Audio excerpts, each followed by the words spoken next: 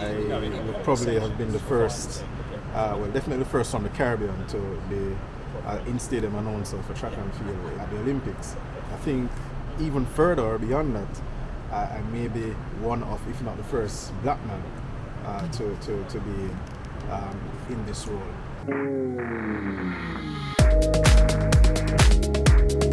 No stranger to announcing athletics in Jamaica, but you got your first World Championships in Oregon, now your first Olympics.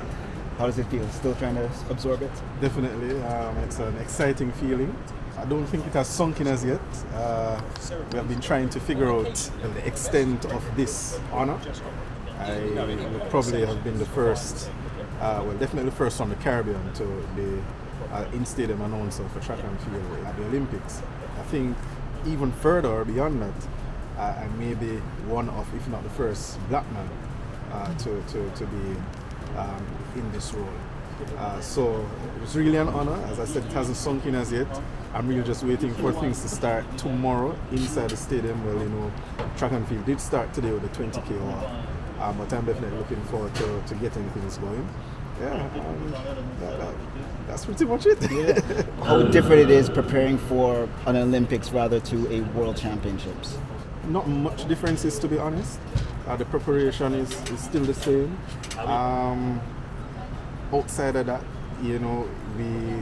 because for the Olympics French and English are the two official languages, and because we're in France, the local language is also French.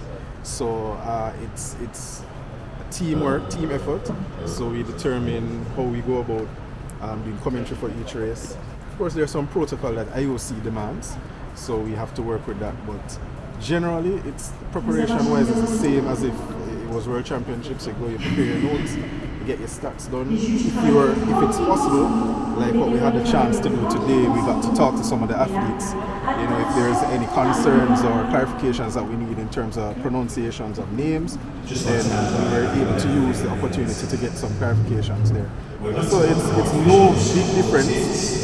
Yes, the Olympics is a step up in terms of it being what most persons would look forward to from many sporting disciplines, including athletics. But preparation-wise, it's pretty much the same. When you got the call, what was the kind of reaction? That's a tough one. I mean, when you are confident in your talent and when you have put in the work, the expectation to get to this point was always there. It was just a case of when. To be honest, I was surprised when I got the call for Paris. I was thinking more of LA 2028, but nothing happens before its time, and Paris fell right into my lap, or into my hands, and I'm really happy for that. So when I got the call, I was like, yes, this is it. I wasn't jumping up and down or anything like that. It was more a case of trying to soak in the moment and looking, how do I then validate me getting this opportunity? Because yes, it's a step up from World Championships, as I said before, but the expectation at this level is just as high, or if not higher. And so that's something that I had in the back of my mind, that hey, the work has just begun. It never ends, and we can only go higher from here. For those persons who would have been used to my voice, as you mentioned, I've done Oregon. I was at World Relays in Bahamas this year. I would have done under 20s in Nairobi, as well as the Youth Olympic Games in Argentina. So it's nothing new.